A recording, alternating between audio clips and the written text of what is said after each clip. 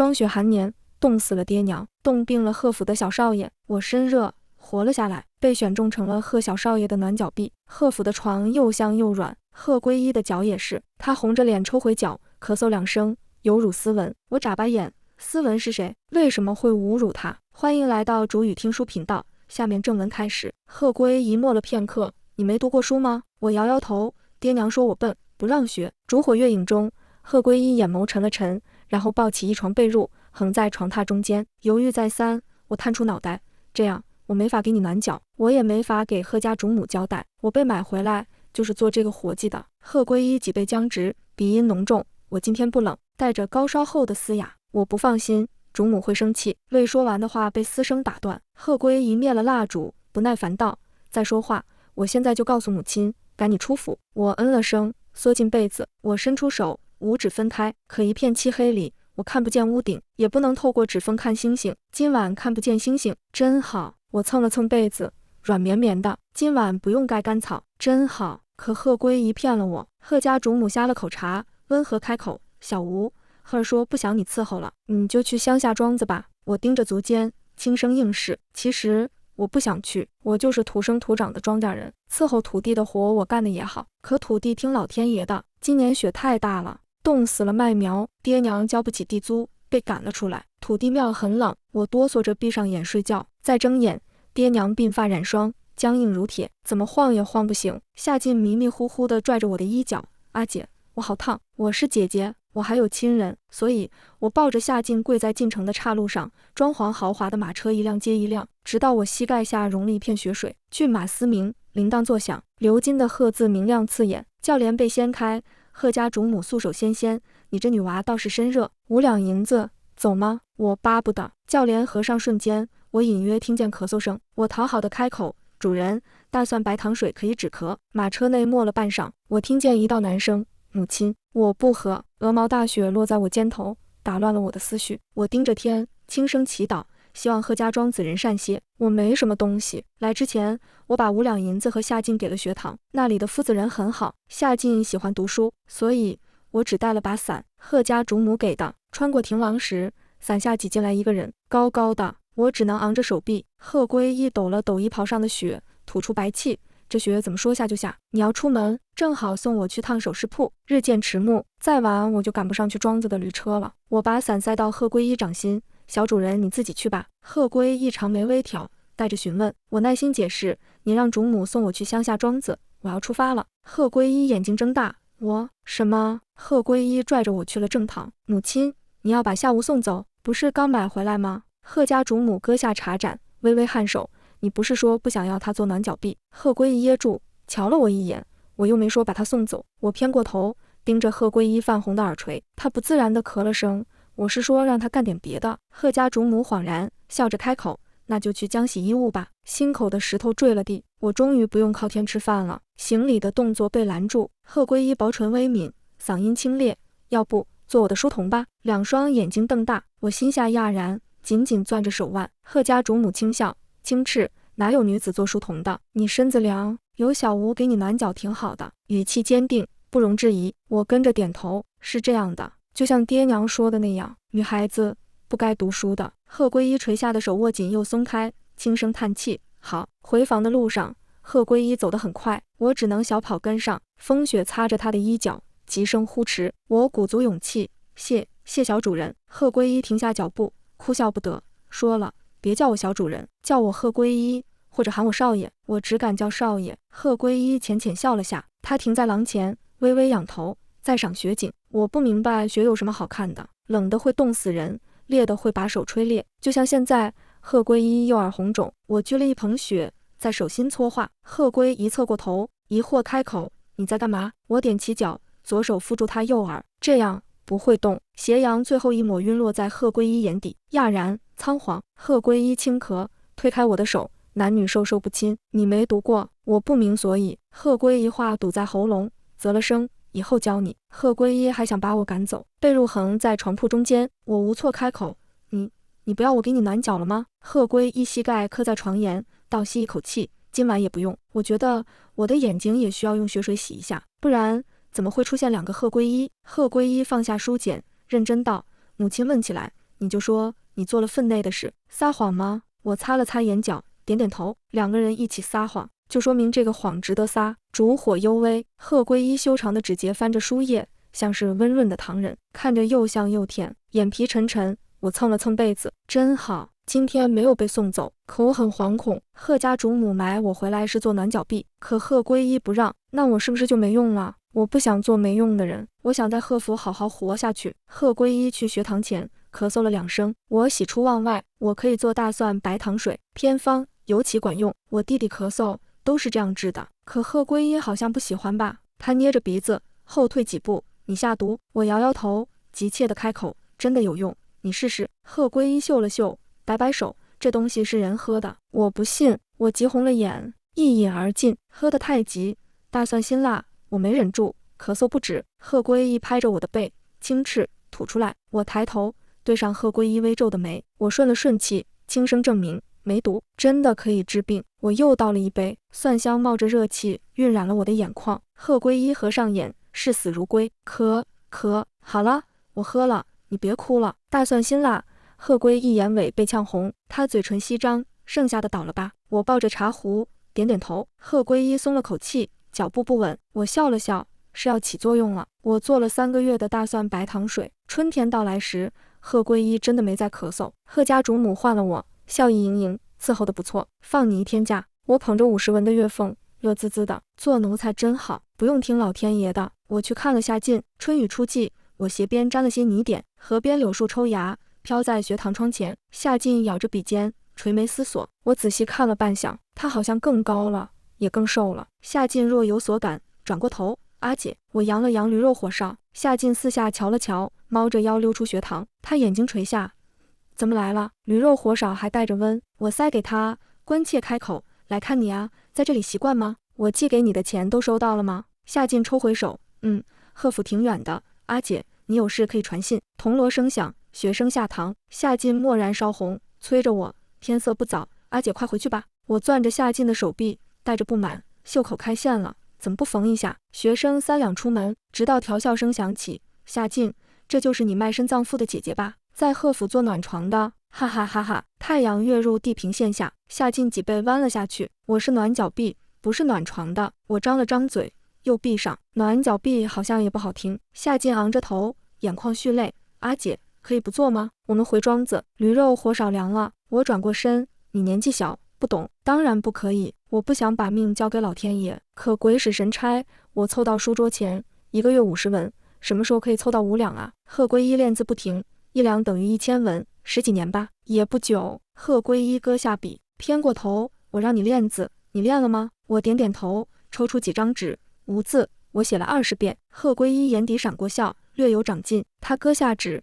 让我研磨，墨快消了半截。贺归一悬着的手发抖，依旧不停。我试探开口，练字可以换钱吗？贺归一摇摇头。我又问，那你一定很喜欢读书吧？贺归一轻笑，不是。夜风微凉，我拢了拢衣服，那你为什么还练啊？月色打在贺归一身旁，像打了层荧光。贺归一沉默好久，声音很轻，为了母亲开心。我了然，那很有意义了。我想让夏晋开心，我要攒钱赎身，可一点点攒钱太慢了，我想快一点。我熬了1个通宵，腰酸背痛。贺归一坐在椅子上，懒洋洋，这是你1晚上的战果。他扬了扬手，布条上下摇晃。我郑重点头，这样写字不累。少爷好用吗？贺归一笑了笑，旁门左道，还算好用。我笑弯了眼，小心开口，少爷，我可以和你一起去书斋吗？竹筐里放了好多不同颜色的腕带。贺归一扫了眼，1条多少？我想了想，51文。贺归一站起身，摇摇头，心沉了沉。贺归一垂手，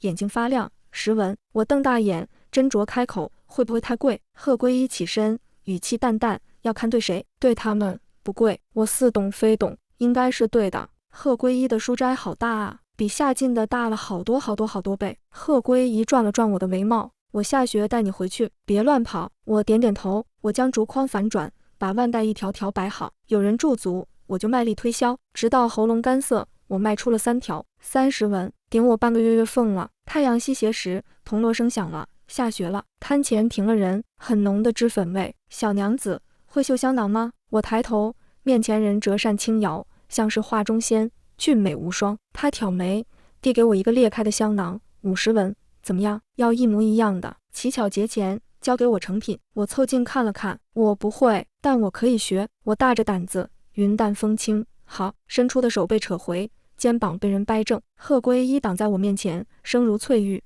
沈西时，你想干嘛？”回去的路上，我和贺归一一前一后，一路无话。竹筐的影子被拉得很长，气氛凝滞。贺归一眉心微蹙，语气不善：“我是不是教过你，男女授受不亲？你贴沈西时那么近干什么？”我吸了吸鼻子。我们在谈生意，可生意没了。贺归一把我的50文赶跑了。他停下脚步，额角青筋隐隐浮现。多少钱？我给你。我应该是病了，喉咙好酸。我摇摇头。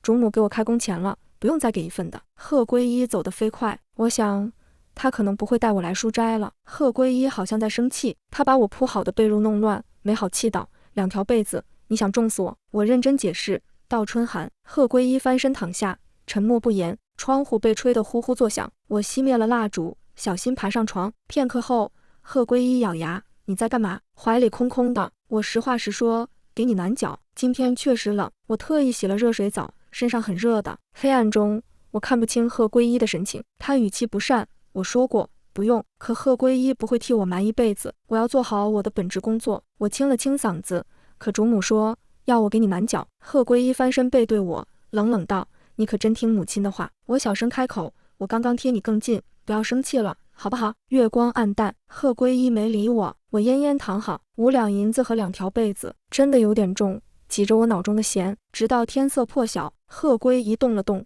轻声唤我：“小吴，别动。”我没动。贺归一喘着气，嗓音嘶哑：“乖，一会儿就好。”贺归一该不会是发烧了吧？我爬起身，贺归一脸颊发红，朱唇微张：“不要生病，不要生病。”我摸向贺归一的额头：“少爷，少爷，要叫大夫吗？”刹那间，贺归一眼皮掀起，迷蒙瞧我：“下午。”他推开我的手，偏过头：“出去。”我不肯，凑近贺归一：“你身上好热，我去叫大夫。”贺归一耳垂染红，低吼：“我是少爷，你是少爷。”我说：“不用。”半刻钟后，贺归一出了屋子，神清气爽，看起来身体倍棒。我悬着的心放下，他真的没生病，只是面色不好，不许动床榻。你以后搬去东厢房。茶碗倾斜，姜茶洒出几滴，手背一阵刺痛。我怯怯开口：“主母，我自会去说。”贺归一没瞧我，径直离开。我只能放下茶碗，仍由姜茶冷却。我大概能留下吧。事实证明我是错的。贺家主母瞧着我做的腕带，含着审视：“你做的？”我迟缓点头。贺家主母眉目冷了下来，旁门左道。我心凉了半截。滚滚烟气中，我等着最后通牒。日薄西山时，贺家主母揉了揉眉心，轻叹：“原以为留你在贺身边，能磨一磨他的性子，现在看来是我想多了。我不明白，人又不是石头，为什么要磨？”贺家主母挥挥手：“去乡下庄子吧。乡下庄子月俸只有20文，我怕养不活下进，可我只是奴婢，所以我垂首应是。”下一瞬，门帘被掀开，是下学的贺归一。贺归一喘着气，厉声质问：“母亲，我说过，留他在府做厨娘也好，将洗衣物也罢，您这又是为何？”贺家主母眉尾下压，淡淡开口：“你去陪郡主游湖也好，放花灯也罢，回府又是为何？”我瞧见贺归一的手握紧，他像是怒极，又生生压下：“母亲，是不是我想要什么，一定要付出代价？”贺家主母一开眼，云淡风轻：“你想买夏无回来，那我就让他做你的暖脚婢；你想让夏无离开，我就让他走。”我侧目盯着贺归一，心下讶然：买我回来的不是主母吗？满是禁忌，空余炭盆噼啪呜咽。贺归一紧皱的眉松开，轻笑：“母亲那时逼我读书，这次是想逼我成婚吗？”跪得有些久，我膝盖有些酸。成婚？怎么就从乡下庄子跳到成婚了？贺家主母波澜不惊，柔声劝慰：“你娶了暮云郡主，何愁仕途？”郡主仕途？我听得脑袋发昏。贺归一指尖浮白，像是被无形的水浸泡许久。他胸腔微动，像是野兽低鸣。对的，手臂被人捞起。贺归一紧紧攥着我，笑意盈盈：“母亲，您总喜欢打折扣。”我跟在贺归一身后，偷偷转头。贺家主母微怔：“这孩子距离有些远了，我分不清他的嘴角是向上还是向下，可我认得这是出府的路。”贺归一走得很稳很重，手腕隐隐有些发麻。我纠结了一路，还是开口：“少爷，是您想买我回来吗？”贺归一声音有些闷：“母亲说，只要我肯读书，就答应我一件事。可我不想读啊。”我就想啊，我要找一件母亲绝对不会同意的事。贺归一脚步慢了下来，缓缓走在我身侧，马车走啊走，我听见了你的哭声，我静静听着，我就说我要你做我妹妹。风声有些急了，呼呼往衣领灌。贺归一停下脚步，紧了紧我的衣衫，然后母亲买了你，安排你做了我的洗脚婢。原来如此。贺归一笑得轻松，怎么不算抗争成功呢？我想辩驳，可面前是我的救命恩人。贺归一伸手盖住我的眼，温热的气息落在我耳边。下午别这样看我，我命很好了。我想点头，是的。贺归一穿狐裘枕金丝，佩玉环摇银铃，比我命好得多，可眼眶还是湿湿的。所幸贺归一没有移开手，默默推着我走了一段路。春风很干，吹干了泪痕。日晖将尽时，眼前浮现光亮。我停下，盯着匾额上的字，绣房，某月某天，贺归一教过我的字。贺归一偏头，背着光，下午你的刺绣还可更进一步。安排我去乡下庄子的事，像是一阵风刮过，就没人记得。生活好像又回归正轨。不同的是，我搬到了东厢房，早上去绣房，下午去书斋卖腕带。可我很少见到贺归一，他不教我写字了，他也不去书斋了。偶尔我经过他身边，总是有很重的脂粉气。是慕云郡主的吗？手指被刺了下，血珠滴在香囊上。我放下针，急忙擦净香囊，还好是褐色。我不放心，又用朱红丝线为鸳鸯点了眼，栩栩如生，像是饮血而泣的怨侣。沈西时拿到时有轻微愣怔，我咽了咽口水，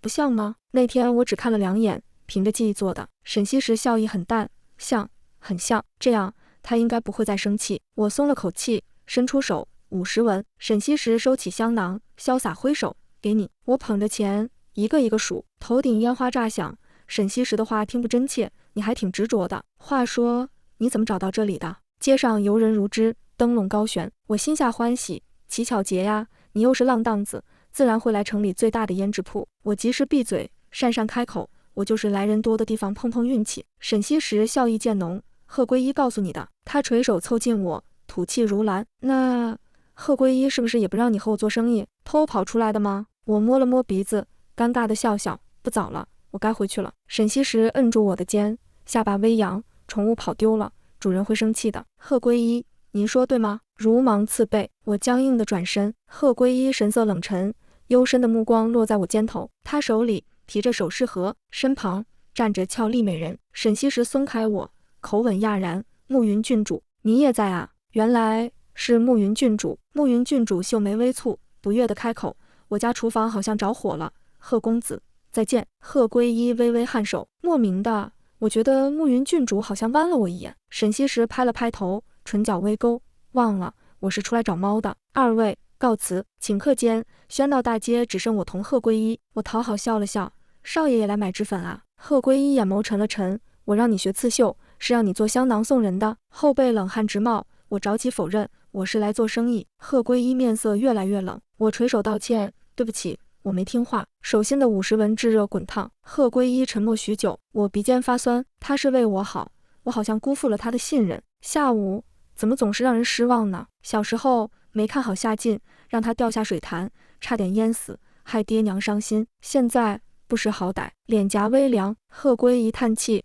指腹擦掉我的泪，别哭了，我知道你想赎身，我只是怕你太着急，走了弯路。这世上有些交易可以做，有些不行。我抬起头，愣愣盯着贺归一，他眼下乌青，像是许久没睡好，疲惫至极。贺归一直起腰，笑道，你好棒，今天赚了50文，所以可以请我吃糖葫芦吗？我点头如捣蒜，又差点被鼻涕泡呛到。糖葫芦真的好酸。我捂着牙囫囵说话，少爷，你会娶慕云郡主吗？贺归一走得很慢，不疾不徐。沈西时可能不同意，眉头皱在一起。我疑惑开口，关他什么事？贺归一手中首饰和叮咣作响，他把吃了1颗的糖葫芦塞回我手中。下午，你知道人什么时候会珍惜吗？我认真思考片刻，有的时候就珍惜，就像你教我那样，有花堪折直须折。贺归一脚步微顿，自嘲笑笑，是啊，可很多人只会等快要失去才会珍惜，尤其是沈西时这种人。所以啊，最近我一直围在。我竖着耳朵等着下文。贺归一不说了，他唇角扬起，我和你说这些干什么？贺归一望着我，眉头微挑，你的糖葫芦快化了。我听得糊涂，只好先顾着眼前。糖葫芦进了肚，很开心。可3天后，慕云郡主定亲了，和贺归一。来贺府3年，我头一回见贺归一挨打，3指宽的藤条簌簌落下，掀起一阵阵腥风。贺归一趴在地上，一声不吭。贺家主母捻着佛珠，神色淡淡。慕云郡主腿被打断了，话不关己，像是在谈论天色是否晴朗。我捂着嘴，冷汗直冒。贺归一唇角溢出血，眼尾通红。为什么？贺家主母挥退了打手。呵，你太天真了。就算沈西时和慕云郡主表明心意又如何呢？慕云郡主心悦沈西时又如何？沈家手握兵权，注定娶不了郡主。贺家主母眼中闪过不忍，柔声规劝：呵，乖一点，娶了郡主，参加科考，平步青云。贺归一勾起嘲讽的笑，然后像我爹一样，做你争权夺利的刀，死在官场诡谲上吗？树叶打圈下坠。贺家主母神色如常，那是因为你爹爬得还不够高，所以母亲要给你搭更高的起点。他手中佛珠碰撞，清脆作响。福少爷回房。贺归一好高，他松松坠在我肩头，沾湿了我的衣襟。下午我是不是很没用？只会自作聪明。说实话，贺归一没有很重，比我在庄子搬的麦子轻了很多，可我却走得很吃力。我捋了捋气，轻声开口：从前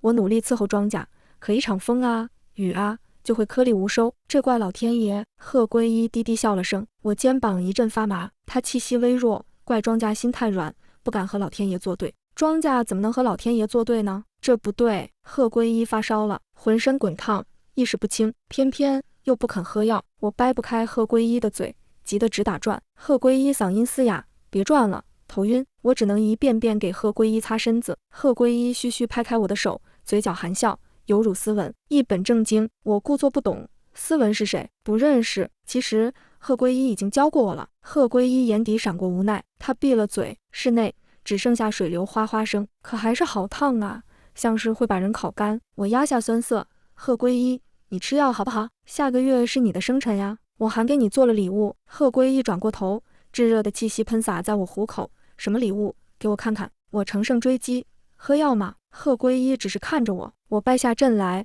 掏出绣了一半的方帕。你舞剑的时候我看见了，还差一半。贺归一怔了片刻，指尖磨过丝线，小心翼翼。他喉结滚动，哑声问我：你赎身的钱攒够了吗？还差好多。我模糊开口：总会攒到的。贺归一盯着屋顶，带着坚定：会好的。不会好。围帘被拉开，贺家主母细眉紧蹙，不赞同的开口：不吃药怎么会好呢？我恭谨地退到一侧。贺归一眼波流转，悄然收起方帕。贺家主母眼角起了泪花：贺儿，你一定要如此折磨母亲吗？为娘只有你了。贺归一侧过身，打开枕边的首饰盒，我瞧得眼熟，像是乞巧节的那一个，泛白的手指夹着精巧的玉簪。贺家主母神色微异，这是？贺归一摸索着，声音很轻：母亲，眼熟吗？直到膝盖隐隐作痛，我依旧没听见贺家主母开口。贺归一自嘲笑笑，自问自答：爹每年都会为您打制玉簪，没娶您之前，他本来就是一个小玉匠。母亲，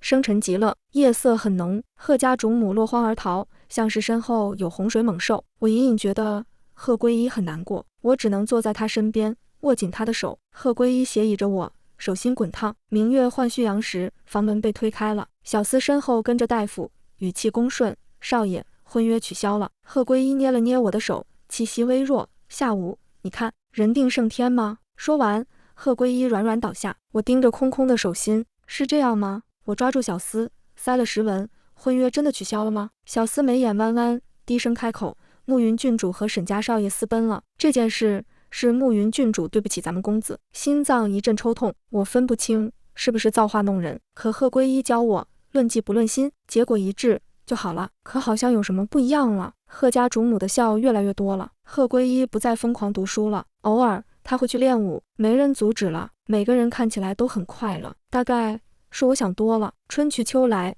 又是一年冬。我蹲在火炉边，数着铜钱：23、45、76。贺归一披着狐裘，眉尾上扬：够了吗？我昂着头，藏不住笑。前天我做了一件成衣，卖了2两，我还差1两就可以赎身了。贺归一颔首，尾音拉得很长，孺子可教。我喜滋滋地收起钱袋。过了新年就是春闱，下进科考前，我就能给自己赎身。日子真的在变好。发顶一阵发痒，贺归一攥住我的手腕：别动。贺归一说话像翡翠，很好听。我听话不动。半晌，贺归一递给我一面镜子：喜欢吗？我抬头，昏黄的镜面映照我的侧脸，木簪下缀着圆圆的圈，明艳动人。我下意识伸手：这是糖葫芦吗？贺归一不置可否，咳嗽2声，上次我生辰，你送我方帕，这是回礼。他耳尖泛红，转身朝外走。今晚守岁，我得去看看母亲，可能是门槛太高。贺归一绊了一脚，好可爱。我摸着木簪，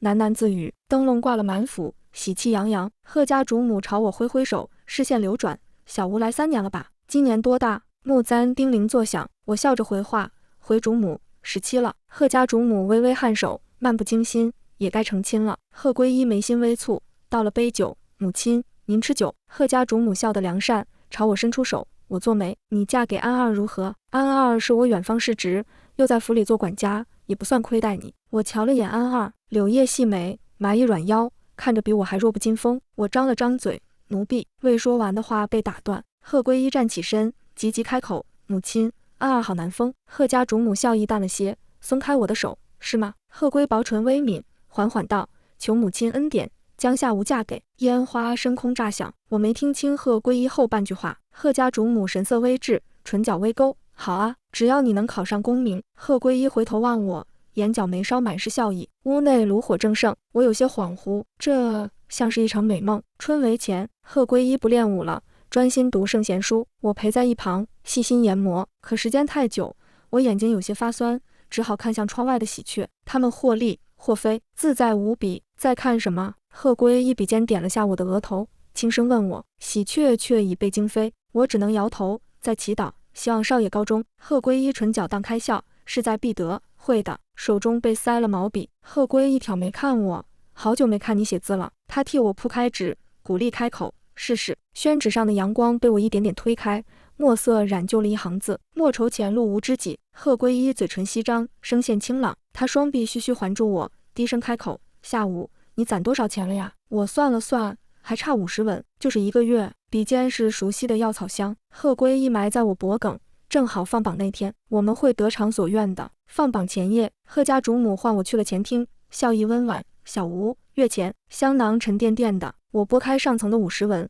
露出一片金黄，亮晶晶的，花了我的眼。最底下还有一张申契。贺家主母笑意难藏。你知道月华县主吗？我茫然摇头。贺家主母耐心极好，他爹是吏部侍郎，贺儿中了状元，吏部侍郎特意来告知我，最近跟贺归一读了好多书，比如君子爱财，取之有道。我拿走50文，欠身道谢。贺家主母笑意不减，缓缓叹息，好可惜，你弟弟没有上榜，他好像还有作弊的嫌疑。贺家主母瞧着我，无奈摇头，我应该帮帮你们吧。眼前一阵发昏，我想起被厚雪覆盖的庄稼，我想起贺归一趴在我膝头，笑着说：人定胜天，下尽的天是我是奴婢，人是贺家主母。我忽然觉得夏天说的对，做奴婢真的不好。离开前，贺家主母语气轻松，不无赞同。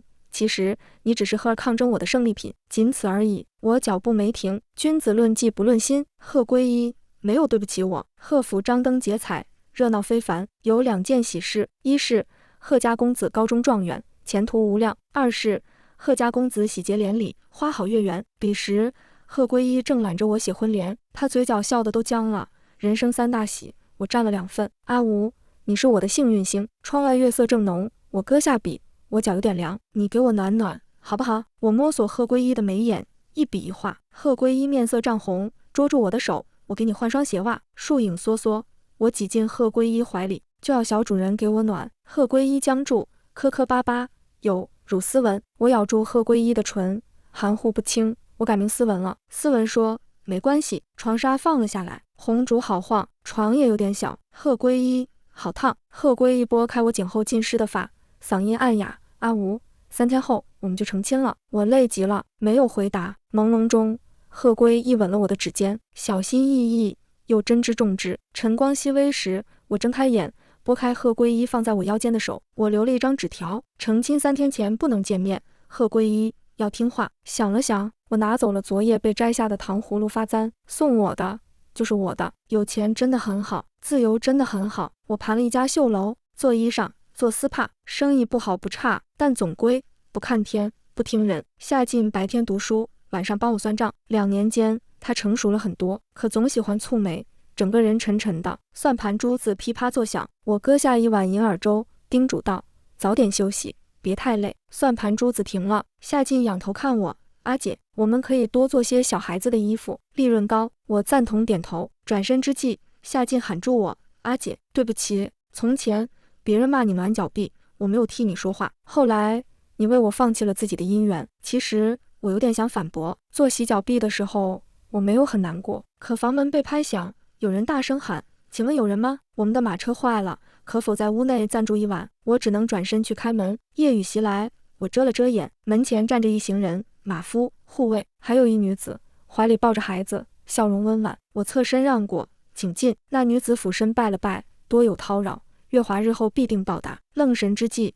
夏静引着人上了2楼。护卫冲我拱手：“姑娘，这是月华县主，你有福。”我扯了扯唇角，京城的人怎么会来宿州呢？我斟酌开口：“月华县主孤身一人，他官人岂能放心？”护卫笑笑：“突逢大雨，我家主子困在半路上，明日便到，手心一层薄汗。”我僵直转身：“下午啊，下午，为什么不再跑远一点呢？关店、跑路，临县在打仗，不太安全，感人，不太道德。装病，可有大客户订了1000件冬衣，我赔不起。”我翻来覆去盯着秋雨初霁，然后蒙了层面纱。不会记得的，早就过去了。所以我照常开店，扫落叶，除灰尘。月华郡主抱着新做的成衣不撒手，满是赞赏，这手艺和京城绣坊不相上下。店家，我买了。他掷下5两，云淡风轻。我犹豫片刻，还是闭嘴守下。其实这件衣服只要2两。门旁的护卫大声喊道：“主子，我们在这里！”心脏猛烈跳动，街巷两侧袭来铺天灰尘。片刻后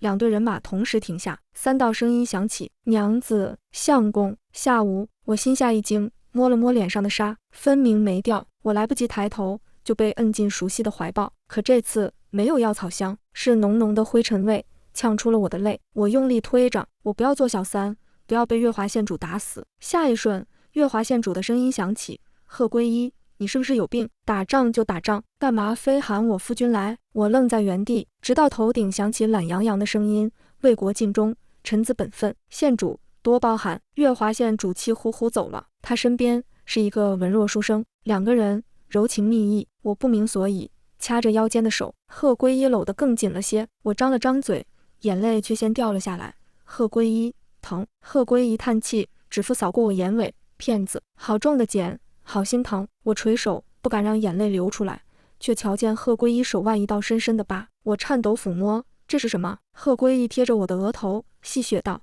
新手链，好看吗？”我紧紧咬着唇，仓皇摇头。绣楼的门不知何时被关了，屋内只剩我们。贺归一摸着我发尾的糖葫芦木簪，笑道：“阿吴，你不是我抗争的胜利品。”我微怔，口中弥漫淡淡的血腥味。贺归一眼底带着歉意：“母亲说你是被我寒了心，可我知道你不会抛下我的。”胸口闷闷的。贺归一伸手不许我咬唇，他神色郑重：“阿吴，人和人有时候比的是谁更破釜沉舟。”新婚当晚，血流了一地，心口像是刺痛。贺归一神色自若，右手废了，写不了奏折。吏部侍郎不想女儿前途葬送在我手里。我刺绣时偶尔会被针扎，然后我就会哭一晚上。我哽咽开口：“贺归一，你疼不疼啊？”贺归一侧头挥了挥左手：“还好，我练剑用左手，还好。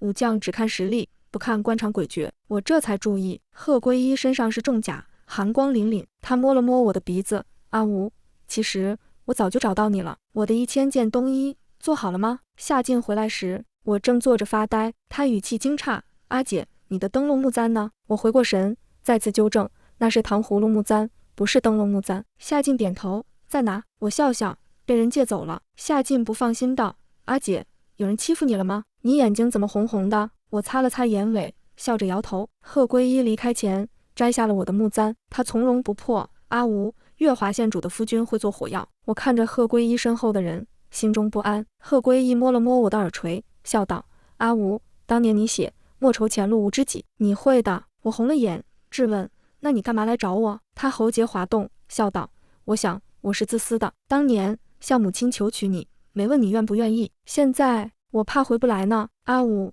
对不起。”我合上贺归一的手，凶巴巴道：“木簪是我借你的。宿州冬天好冷。”夏静拨着算盘，眉头凝着霜：“小孩子的成衣卖得不好，我靠着火炉打仗吗？保命优先。”夏静放下笔，神情严肃：“阿姐，临县怕是撑不了多久了，我们也走吧。”理性告诉我：“是的。”所以我点点头：“那你收拾包袱吧，我们后天就走。”夏静收了账本，随口问：“阿姐，你的糖葫芦木簪呢？还给你了吗？炭火极盛，熏得我眼睛疼。我又盘了一家绣楼，牌匾处特地挂了2串糖葫芦。工人笑呵呵：“你这灯笼真别致，前面还有包浆。”夏进站在我身边，耐心纠正：“这是糖葫芦。”工人摸了摸鼻子，干笑2声：“独特，独特。”我拍了拍手上的灰：“走吧，去吃馄饨。”夏进应了声，神色有些不自然：“阿姐，我能叫上梅招娣吗？”梅招娣，后街杀猪家的女儿。我想，或许过阵子就是我弟媳了。我大方挥手叫：“我请。”夏进眼睛弯成了一条缝。梅招娣有点能吃，吃了我5碗馄饨。她红着脸，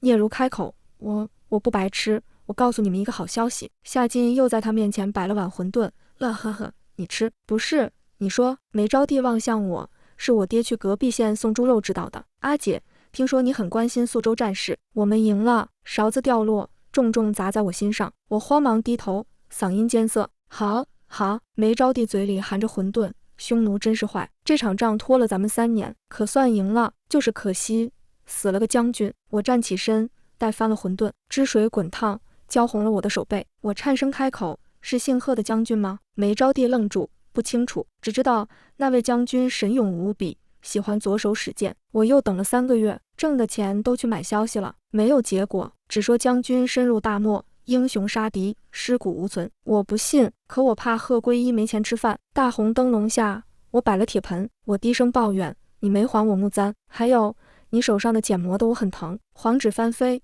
转眼成尽。我又放了一沓，愤愤不平：“你雕的糖葫芦很像灯笼，你知道吗？”夜风乍起，这叠纸散了，我慌乱去追，可雪地路滑，我踉跄好远，我才抓住一个，手心光滑，一点不粗糙。我握紧拳头，又张开，那是一块方帕，上面是一个人在舞剑。我愣了片刻，身后一阵咳嗽，嗓音尴尬：“木簪丢了，我雕个新的送你，成吗？”我抬起头，眼泪汹涌而出，我扑了过去，紧紧抱住不撒手：“成，今晚就成亲。”贺归一啊，有这好事？全文完。